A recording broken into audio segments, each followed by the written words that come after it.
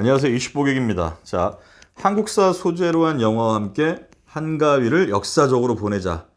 자, 이번 시간에는요, 일제강점기 들어갑니다. 자, 첫 번째 작품 보겠습니다. 밀정입니다. 밀정. 벌써 이 제목에서부터 약간 좀 왠지 좀 음습하고 좀 짜증나지 않습니까? 이 밀정. 사실은 안중근 의사가 제거한 이토 히로부미의 작품이 바로 밀정입니다.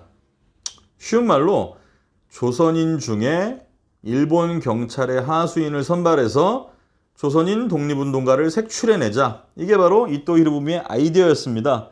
이거는 조선을 내부적으로 분열시키고 조선인들 간의 갈등을 야기시키며 영혼을 파멸시키고자 하는 이토 히로부미 특유의 전략이었던 거죠. 이토는 미운 인물이죠. 그런데 사실 얄미울 정도로 머리가 뛰어나고 일본인들 입장에서는 초엘리트, 뛰어난 행정가이자 정치가이자 외교가. 그리고 이토 히로부미는 고려청자 매니아였어요. 그래서 고려청자 한 조각만 나와도 만사를 제치고 달려갈 정도로. 그래서 고려청자 밀반출 루트를 되짚어 보면은 이토 히로부미의 행로가 다 나올 정도로 매니아였어요.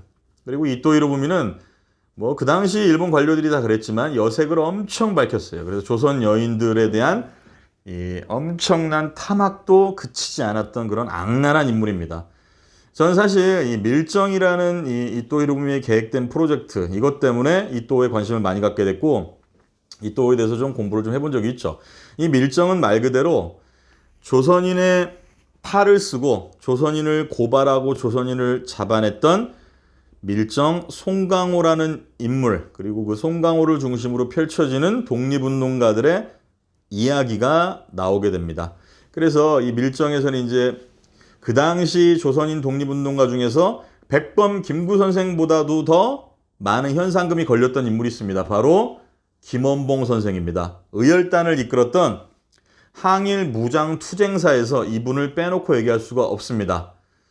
사실 현 정부 들어서 문재인 대통령께서 김원봉 선생님을 독립유공자로 추서하는 문제와 관련해서 상당히 이슈가 됐었죠. 아직은 우리 사회의 수준이 김원봉 선생님을 끌어안지 못하고 있다는 안타까움이 느껴지는 장면이었습니다. 경남 밀양 출신의 독립운동가였던 김원봉 선생님은 항일 투쟁단체였던 의열단을 결성해서 일본 요인들과 친일파 암살 폭파 작전을 시행했던 아주 뛰어난 독립운동가로서 그 당시 백범 김구 선생님보다도 현상금이 거의 100배 가까이 높을 정도로 일본 입장에서는 반드시 잡아야 될 인물이었죠.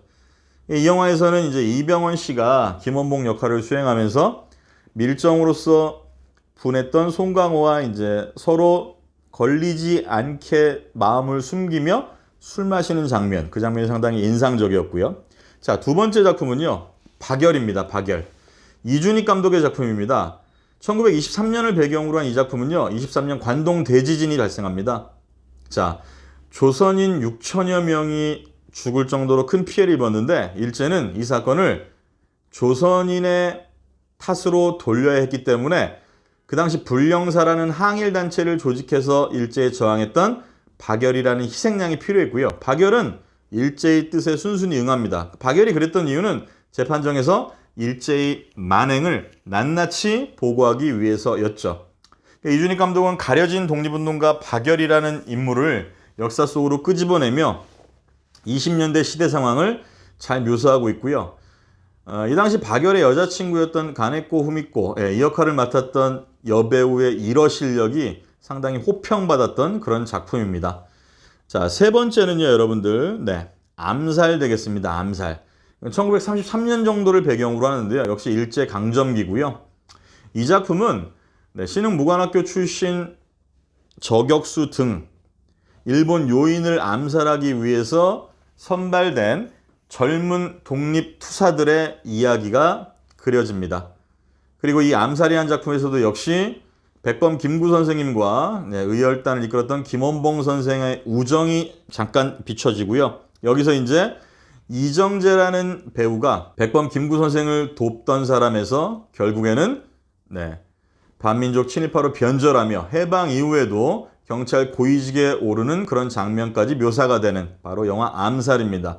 밀정과 암살이 개봉 시기가 상당히 가까워서 그때 관객들에게 많은 호평도 받았고 흥행에도 상당히 성공했던 그런 작품입니다. 자, 그 다음 작품은요. 1943년, 그러니까 40년대 중후반으로 치달으며 일제가 한반도 병참 기지화 정책을 극에 달할 정도로 실시했던 시기, 일제강점기 강제징용이 있었죠. 그때 바로 군함도라는 섬에 갇혀서 탈출하기 위해서 애쓰는 조선인 강제징용 노동자들의 삶, 그리고 그들 내부의 갈등, 그들 내부의 배신과 사랑, 이런 걸 그린 작품입니다. 상당히 많은 제작비를 들였고 송중기라는 꽃미남 배우가 시대극 주연으로 출연하며 많은 기대를 받기도 했던 그런 작품이기도 합니다. 이게 바로 영화 군함도였는데 이건 평은 뭐 각각 다릅니다. 상당히 괜찮았다는 평도 있고요. 생각보다 별로였다라는 평도 있고요. 근데 이제 이런 평들이 양극단으로 나뉘는 이유는요. 일제강점기를 소재로 한 영화의 구성 스토리가 사실은 뻔합니다. 그 뻔하다라는 게 뭐 독립운동을 폄하하는 의미는 아니고요. 선악 구도가 너무나도 분명하죠. 그렇기 때문에 스토리 구도에서 복선을 다양하게 깔아준다라든가 내지는 뭐 유머러스하게 간다거나 이렇게 다양하게 스토리를 풀기에는 조금 무리가 있어요. 그러니까 결론은 사실 어느 정도 알고 영화에 임한다라고 봐야겠죠. 관객들 입장에서는. 그리고 이거는 당위, 그다음에 정의, 그리고 우리가 박해받은 입장이기 때문에 일본에 대한 미움 기본적으로 깔려있죠. 그래서 감독이나 시나리오 작가들은 이 시기를 영화화할 때는 고민이 더 많다라고 합니다. 과연 어떻게 포커스를 맞춰야 되느냐.